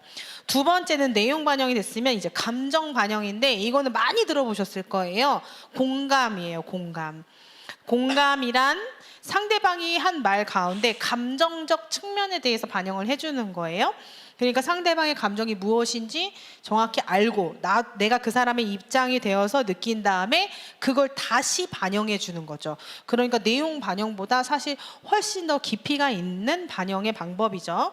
공감을 하게 되면 서로 친밀감이 생기고 카타르시스가 생겨요. 상대방이 내 마음을 딱 알아줬을 때 마음이 확 열리면서 막 눈물도 나고 그런 것들이 경험되죠. 자, 그리고 또 공감은 상대방이 나를 공감해줬을 때 내 감정이 뭔지 정확하게 깨달을 수 있는 계기가 돼요. 예를 들면 이런 거예요. 나는 우리 엄마를 생각하면 좀 답답했어요. 엄마가 매일 싸우셨거든요. 내가 엄마를 위해서 할 수 있는 게 아무것도 없었어요. 엄마가 좀 부담이 되는 거군요. 아니요, 엄마가 불쌍해요. 그러니까 누군가 나에게 그 감정을 읽어줬는데 그 감정을 딱 들었을 때 내가 느끼는 것과 맞다 안 맞다를 깨달을 수 있는 계기가 돼요. 감정 공감을 했을 때. 그리고 공감은 자존감을 또 높여주게 됩니다. 공감의 기본 공식은 아마 많이 아실 텐데 맨 뒤에 그렇구나 이거 붙여주는 거 혹시 많이 들어보셨죠? 뭐뭐구나 이런 거 들어보셨죠? 당신이 뭐뭐 때문에 또는 당신이 뭐뭐 할 때 뭐뭐 해서 그렇게 느끼시는군요. 아니면 그렇구나 이거 다 까먹으셔도 그냥 구나만 기억하셔도 감정 공감을 잘 하실 수 있습니다. 이 공감을 할 때 이제 장애물이 되는 것들이 있는데 반응을 안 한다거나 아니면은 도로 질문을 하는 거예요. 감정을 얘기했는데 왜? 이렇게 말하는 거죠. 그 다음에 상투적인 거. 막 내 감정을 막 말했는데 아유 너만 그런 거 아니야. 세상 사람 다 그래. 뭐 이렇게 얘기한다든지 또는 해석하는 거예요. 똑똑 박사처럼 감정을 막 분석하고 그 다음에 아주 나쁜 거. 감정을 말했는데 해결책을 제시해 주는 거예요. 감정에 공감을 하지 않고 그 다음에는 부정확하게 공감하거나 이해 안 됐으면서 이해한 척한다거나 또는 기계적으로 응답하는 경우가 있어요. 예전에 코미디 프로에서 되게 많이 나온 건데 남자친구 여자친구가 있을 때 여자친구가 막 무슨 말을 해요. 그러니까 잘했어 잘못했어. 그러니까 남자친구가 미안해. 그 다음에 여자친구가 뭐라 그러죠? 뭐가 미안해? 이렇게 물어보잖아요. 그럼 남자친구는 아무 대답을 하지 못합니다. 왜요? 그 감정에 공감이 안 됐기 때문이에요. 이런 게 많이 있죠. 그럼 공감 연습을 한번 해보도록 하겠습니다. 상황 1번. 집에서는 아무도 내 마음을 몰라요. 엄마도 아빠도 내 마음을 몰라요. 답답해서 미칠 것 같아요. 이렇게 얘기할 때 이 감정을 어떻게 공감해 줄까요? 뭐뭐해서 뭐뭐하구나 이렇게 해주시면 돼요. 뭐라고 얘기해 줄 수 있을까요? 그냥 쭉 얘기해 주시겠어요? 이 친구가 느끼는 감정은 뭘까요? 응? 응? 외롭다? 답답하다. 예, 답답이란 단어가 나왔거든요. 답답하구나. 근데 앞에는 뭘까요? 앞에. 누가 마음을 몰라줘요? 누가 마음을 몰라주죠? 예, 가족들이 마음을 몰라줘서 답답하구나. 이게 공감이에요. 두 번째. 이번에 저희 딸이 국영수 다 100점을 맞았더라고요. 기대도 안 했는데. 자, 어떤 감정이죠? 자랑스럽다. 또 기쁘다. 이런 거잖아요. 기쁘군요. 자랑스럽군요. 앞에는 뭐가 들어가야 되죠? 딸이 100점을 맞아서 기쁘시군요. 이게 감정 공감입니다. 자, 세 번째가 참 공감하기 어려운 건데요. 엄마 이렇게 날씨도 좋은데 학원에 처박혀 있으려니까 정말 미치겠어. 지긋지긋해. 이렇게 이야기하면 감정 공감 전에 전화를 끊어버리거나 아니면은 학원비가 얼만데 이런 식으로 비난과 어떤 이런 게 넌 맨날 그래 이렇게 낙인 이런 게 나올 수 있지만 감정 공감을 해 주어야 합니다. 우리 박지영 집사님이 한번 연습하는 마음으로 한번 해보실까요? 이 친구의 마음은 무슨 마음일까요? 무슨 감정일까요? 쉬고 싶구나. 쉬고 싶구나. 쉬고 싶은 거예요?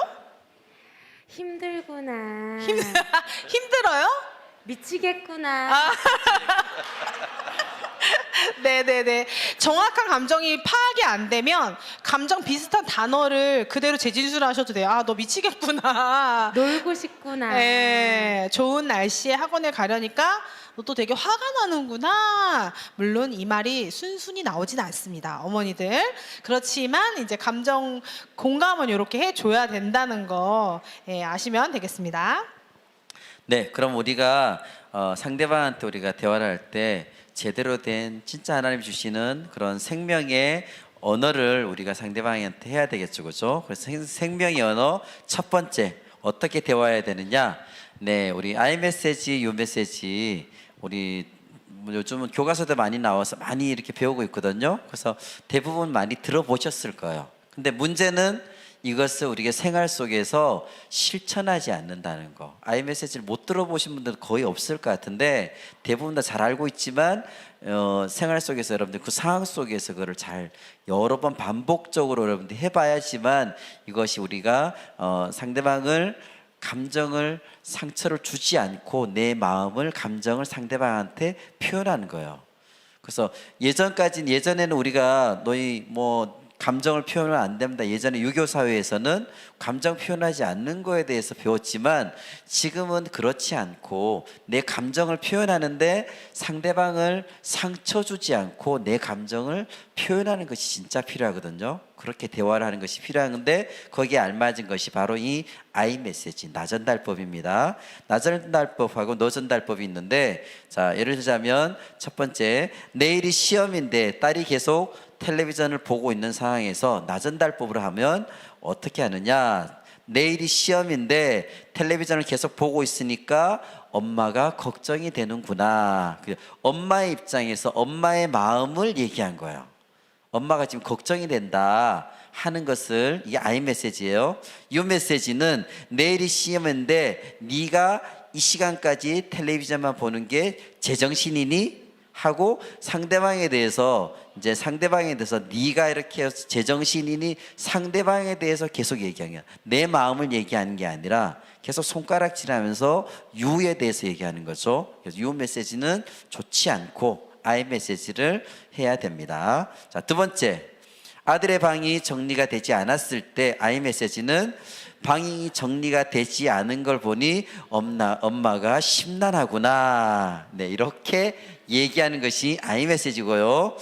유 메시지는 방이 돼지우리니 너 빨리 안 치워? 네, 이렇게 하는 것이 유 메시지죠. 그죠? 네, 상대방이 행동하고 상대방이 어떻게 하라는 것만 집중하는 것이 유 메시지입니다. 자, 그러면 우리 아이 메시지를 같이 한번 연습해 보도록 하겠습니다. 자, 1번. 안 자고 게임만 계속 자녀가 하고 있을 때 우리가 어떻게 아이 메시지를 해야 될까요? 지금 게임을 계속 하고 있잖아요. 근데 이제 거기에 대해서 이제 뭔가 이제 그치게 해야 될 거 아니에요? 그러면 아이 메시지로 뭐라고 나의 자녀한테 게임을 그만하라고 얘기를 해야 될까요?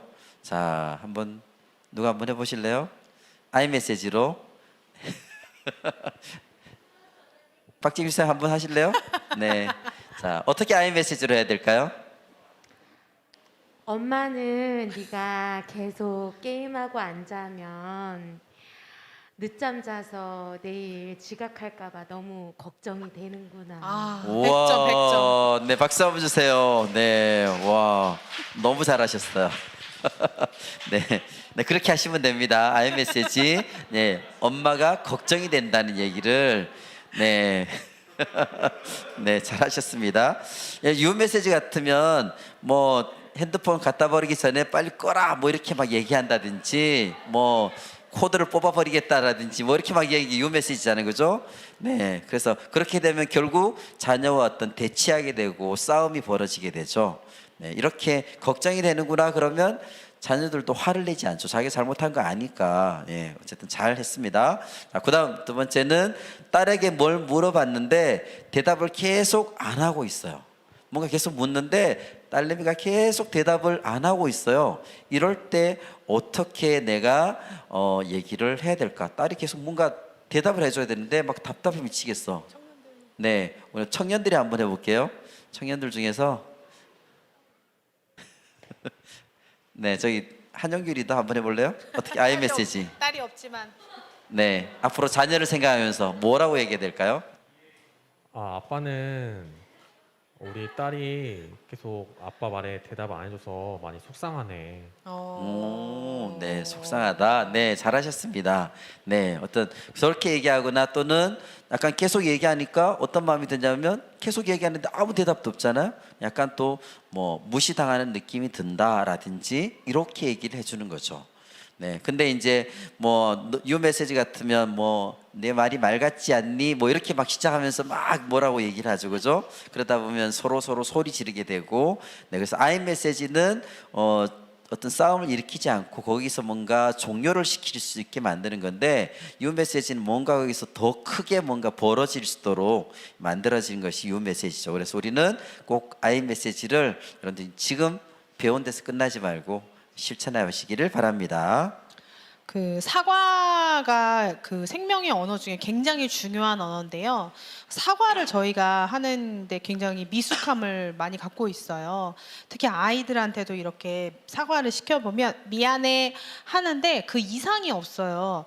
그래서 사과에 대해서도 저희가 잘 알아야 되는데 사과에는 5가지 요소가 들어가 있어야 됩니다. 첫 번째는 미안해요예요. 근데 미안해요는 뭐냐면 그 감정적으로 미안하다는 거예요. 내가 뭔가 잘못한 거에 대해서 감정적으로 미안하다. 그 다음에는 내가 잘못했어. 이거는 행동에 대한 거를 책임을 인정하는 거예요. 미안하다는 감정에 대해서도 그렇게 해서 내가 마음으로 미안해. 그리고 잘못했어. 이거는 내가 그런 행동은 잘못한 거야. 그 다음에 3번째는 그렇다면 내가 어떻게 하면 좋을까? 이제 내가 뭔가 상대방에게 잘못을 했기 때문에 보상적 측면을 이야기하는 거예요. 이게 예를 들어서 보상적 측면 없이 미안해, 잘못했어, 미안해, 잘못했어 이것만 반복하면 실제적으로 몇 번 반복되는 사과를 받았다는 느낌이 없어요. 그래서 보상적 측면, 이러이러한 노력을 하겠다 이런 것까지 이제 포함이 또 되어야 합니다. 사과에는. 네, 그 다음에 진실한 뉘우침 사과에는 다시는 그러지 않을게요. 내면에서 우러나오는 진정한 변화의 의지를 고백하는 것이죠. 변화에 대한 실행 계획을 세우고 작은 것부터 내가 즉각적으로 실행하는 것입니다. 뉘우침은 빠를수록 좋죠. 5번째는 용서를 요청하는 겁니다. 나를 용서해 주시겠어요? 하고 얘기하는데 이것은 관계 회복을 위해서 용서 요청은 되게 중요하죠. 용서를 우리가 용서해 달라고 하는 것은 주도권이 나한테 있는 것이 아니라 상대방이 여기에 대한 주도권을 있다는 거죠, 그죠? 상대방이 주도권을 갖고 있는 것이고 용서를 하는 것, 용서를 구하는 것 모두 쉽지 않은 일이지만 우리에게는 꼭 필요한 것입니다.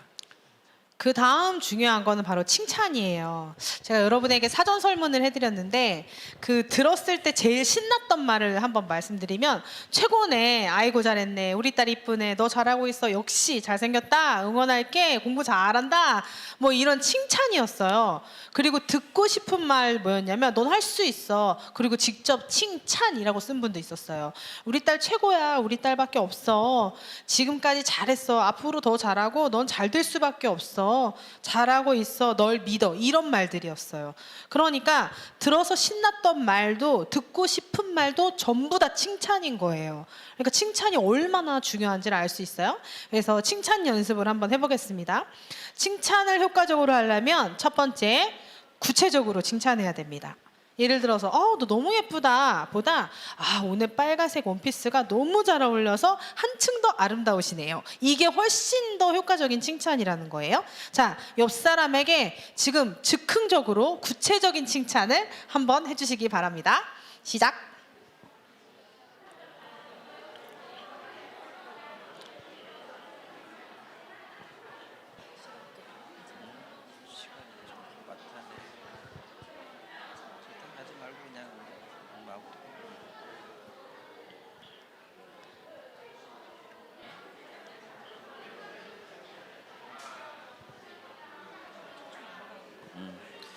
네, 자 그러면 2번째는 진실하게 칭찬하라는 것입니다. 우리의 마음속에서 진정으로 우러나와서 칭찬을 해야 됩니다. 그냥 입에 발린 말은 사람들이 또 쉽게 캐치할 수 있죠, 그죠? 그래서 진실하게 칭찬해야 된다는 거. 3번째는 간결하게 칭찬해라. 칭찬도 계속 여러 번 반복하면 어떤 그 칭찬 효과가 없죠, 그죠? 그래서 말을 많이 하면 짜증이 날 수도 있죠. 그래서 진지하고 간결하게 칭찬하는 것이 더 깊은 인상을 주고 기억에 남습니다. 4번째는 다른 사람 앞에서 칭찬해라. 자, 우리 한번 오늘 우리 대표적으로 한 분을 좀 칭찬해 보도록 하겠습니다. 우리 대표로 오늘 칭찬 받고 싶으신 분. 와, 우리 어린이도 너무 멋지다. 어제 믿음이 제일 먼저 들었는데, 네, 믿음이. 자, 우리 믿음이를 칭찬해 줄게요. 우리 믿음이 제일 먼저 손 들었는. 자, 일어서 봐, 잠깐만. 믿음이 아니야? 박미듬. 박미듬 일어서 봐. 네, 믿음이가 제일 먼저 손 들었는데, 믿음아 여기 봐. 네, 믿음이가 방금 전에 손 들고 열심히 제일 처음에 이렇게 시작했기 때문에 믿음의 용기를 아주 칭찬합니다. 네, 자 우리 믿음이 한번 박수 한번 주세요. 네. 네, 많은 사람들 앞에서 이렇게 당당하게 나서는 것이 자신감, 이런 것들이 너무 멋져 보입니다. 자, 그리고 우리가 5번째는 사소한 것을 또 칭찬하라. 칭찬을 아끼지 말라. 남들이 보지 못하는 사소한 장점들을 적극적으로 찾아서 칭찬하라는 것입니다. 네. 그 주변 인물을 칭찬하는 것도 되게 좋은 칭찬이에요. 몇 주 전에 저희 공동체 자매가 저한테 간사님 제가 지나가다가 실명을 이야기하는데 지영이를 봤는데요. 언제 그렇게 멋있게 컸어요? 이렇게 칭찬을 했어요. 근데 사실은 지영이는 제 아들이지 저는 아니잖아요. 그런데 저의 주변 인물을 칭찬했을 때 마치 저를 칭찬하는 것 같은 그런 감사를 느끼죠. 그러니까 칭찬을 할 때 주변 인물을 칭찬하는 것도 좋은 칭찬의 기술, 하나의 기술입니다. 그리고 시기적절하게 칭찬은 바로바로 해야 되고, 그리고 의외의 상황에서 칭찬하는 게 되게 도움이 돼요. 이렇게 쓱 지나가다가 태용 그때 인스타에 그 사진 너무 잘 찍었더라, 뭐 이런 거요. 우연히 그냥 딱 칭찬하는 거. 그 다음에 반복적으로 칭찬하는 게 되게 중요한데, 이거는 부모님들이 자녀들에게 반드시 하셔야 될 일이에요. 칭찬을 아끼지 마세요. 반복적으로, 예를 들어서 우리 아이가 뭐 수학을 잘한다 그러면은 수학을 잘하는 거에 대해서 계속 말을 바꿔서 칭찬을 해주셔야 돼요. 그럼 그 부분이 아이에게 엄청 강화가 되거든요. 그리고 결과 말고 과정과 노력을 칭찬하는 것. 사실 결과만 칭찬하면 우리 인생에 그렇게 칭찬받을 것이 많지가 않아요. 그러나 과정을 칭찬하면 다 칭찬할 수 있잖아요. 그래서 칭찬에 인색하지 말고 과정을 칭찬해 주는 것이 되게 중요합니다. 네, 생명의 언어 4번째는 감사입니다. 감사가 중요하다는 건 누구나 다 알고 있죠, 그죠? 감사는 우리의 인생을 변화시키는 놀라운 힘을 가진 생명의 언어라고 할 수 있습니다. 감사가 주는 선물은 너무나 많지만 특히 가족의 관계가 회복되고 기쁨이 넘치고 마음이 건강해지게 됩니다. 지금 이 순간이 소중해지고 모든 부족함도 받아들일 수 있는 공간이 우리 안에 넉넉하게 생기게 됩니다. 감사할 일이 생기거나 있거나 가족에게 감사할 만한 거리들이 있다면 거리다 있어가지고 우리가 감사한 게 아니라 먼저 감사를 시작하면 감사로부터 어떤 행복이 우리한테 찾아오게 됩니다.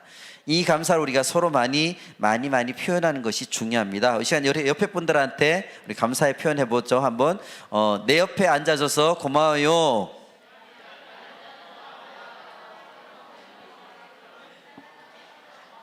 네, 생명의 언어 마지막은 사랑입니다. 제가 설문 이번에 마지막에 하고 싶은 말이 무엇인지를 물어봤는데 정말 놀랍게도 거의 대부분 하고 싶은 말이 사랑해였어요. 예, 그래서 어떤 설문조사에도 크리스찬들이 보면 하고 싶은 말, 죽기 전에 마지막으로 하고 싶은 말이 무엇인가 물었을 때 1등이 천국에서 보자 이거였고요. 2등이 사랑해, 3등이 고마워, 그 다음에 4등이 예수님 믿어라, 그 다음에 5등이 미안해예요. 그러니까 죽기 전에 하고 싶은 5가지 언어 중에 3가지가 다 우리가 방금 배운 생명의 언어인 거예요. 우리 사랑을 굉장히 많이 표현해야 돼요. 1번, 사랑이 담긴 말을 많이 해야 되는데, 여러분은 얼마나 자주 사랑해라는 말을 하십니까?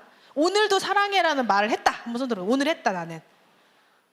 10명도 안 되네요. 우리 항상 사랑하고 축복합니다 오늘 했잖아요. 교회에서 했잖아요. 나 가족에게 오늘 사랑해라고 했다. 오늘. 지금요. 예, 너무 적어요. 너무 적죠. 저는 그럼 들어봤어요. 나 하진 못했지만 우리 가족에게 오늘 들었습니다. 좀 확장해 3일 이내에 들었습니다. 3일 이내에 해보거나 들었습니다. 이렇게 없어요? 일주일 이내에 해보거나 들었습니다. 변동이 없네요. 변동이 없죠. 내려보세요. 이게 무슨 의미냐면요, 안 하는 사람은 안 한다는 얘기예요. 사랑해라는 표현을 하는 사람은 오늘도 하고 3일 전에도 하고 일주일 전에도 하지만 안 하는 사람은 안 한다는 거예요. 반드시 말을 많이 하십시오.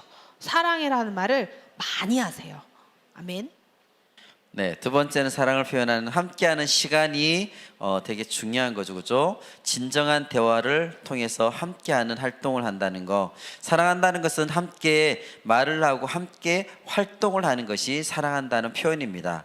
우리가 바쁜 사회이지만 그래도 내가 사랑하는 사람들과 같이 시간을 보내고 대화하는 것은 정말 중요합니다. 그리고 세 번째는 우리 사랑한다는 표현을 우리의 선물을 통해서, 우리 사려 깊은 선물을 통해서 할 수가 있습니다. 선물은 사람의 마음을 움직일 수 있는 거죠, 그죠? 그래서 비싸고 좋은 선물만이 아니라 우리가 사랑하는 사람의 마음을 담아서 하는 것은 어떤 거라도, 사소한 거 조그만한 거라도 되게 사람의 마음을 움직일 수 있죠. 오늘이 스승의 날인데 또 지난주 우리 어버이날이었죠, 그죠? 우리 여러분들이 받았던 또 줬던 어떤 선물이나 또는 카드나 또는 어떤 꽃이라든지 이런 걸 통해서 우리 여러분들이 사랑을 느꼈다거나 사랑을 전달해 주거나 하는 것들이 있죠. 그래서 부모는 자녀에게 사랑을 표현하도록 가르쳐 줘야 되고, 또 그랬을 때 표현할 때 우리가 사랑이 더 깊어지는 것을 느낄 수가 있게 됩니다. 그리고 사랑의 좋은 언어가 서로에게 섬겨주는 거예요. 근데 보통 가족 안에서 부모님들은 자녀들에게 뭔가 섬기는 것들이 워낙 많이 있죠. 그런데 자녀들 세대가 부모님에게 사랑으로 섬겨주는 것들이 굉장히 부족해요. 그래서 이걸 어떻게 해야 되냐면 가르쳐야 돼요. 아이들이 부모님께 사랑하고 섬기는 것을 가르쳐야 됩니다. 그리고 학생이 선생님에게 사랑하는 것을 표현하도록 가르쳐야 됩니다. 근데 요즘은 가르치지 못하죠. 예, 뭐 김영란법 이런 것들 때문에 아이들이 정말 선생님에게 캔커피 하나, 카네이션 한 송이도 줄 수 없는 세상이 됐어요. 근데 이거는 세상의 법칙은 아주 잘못된 거예요. 우리 어린이들 오늘 스승의 날인데 선생님께 감사 편지 썼어요? 네, 가르쳐야 돼요. 네, 선생님에게 감사 선물 준비했어요? 잘못하는 거예요. 아이들이 부모님과 선생님을 사랑하고 그리고 표현하도록. 자, 한번 물어보자. 부모님께 뭔가 집에서 도움 드리는 사람 한번 손 들어봐. 뭐 도움 드려? 한번 말해볼래요? 뭐 도움? 설거지 아주 좋다. 또 안마 너무 좋아요. 또 얘기해봐요. 얘기해봐요. 그냥 얘기해. 다 들려. 청소기, 빨래? 네, 좋습니다. 우리 친구들이 어떤 생활을 하는지 여기까지 들을게요. 그런데 생각보다 아이들이 부모님께 사랑을 표현하는 섬김을 안 하는 집이 많아요. 가르치지 않아요. 왜냐하면 귀하니까. 그런데 그렇게 계속 크면 부모님께 사랑을 표현하는 법을 커서도 하지 않거든요. 그러니까 굉장히 가르쳐야 된다고 생각합니다. 그리고 남편도 아내에게, 아내도 남편에게 어떤 부분의 섬김을 반드시 하셔야 돼요. 커피를 타준다든지 안마를 해준다든지 좋아하는 뭐를 해준다든지 상대방에게 사랑의 섬김이 반드시 서로 흘러가야 됩니다. 그리고 마지막은 신체적 접촉이에요. 예, 사랑하는 사람들이 신체적 접촉을 하는 것, 네, 이런 것이 중요합니다. 그래서 오늘 마무리를 하면서 우리가 서로 사랑을 표현하면서 신체적 접촉을 하는 것으로 마무리를 하겠습니다. 자, 동성끼리 있으면 살짝 3초만 안아주시고 사랑해요 라고 표현해 주시고, 이성끼리 있으시면 축복합니다 해주시면 될 것 같습니다. 자, 가까이 친밀한 거리 45cm로 만나셔서, 네, 부부도 계신데 안 하시네요. 네. 네, 이 시간 이 시간 우리 마무리하면서 같이 우리 기도하면서 우리 오늘 강의를 마무리하도록 하겠습니다.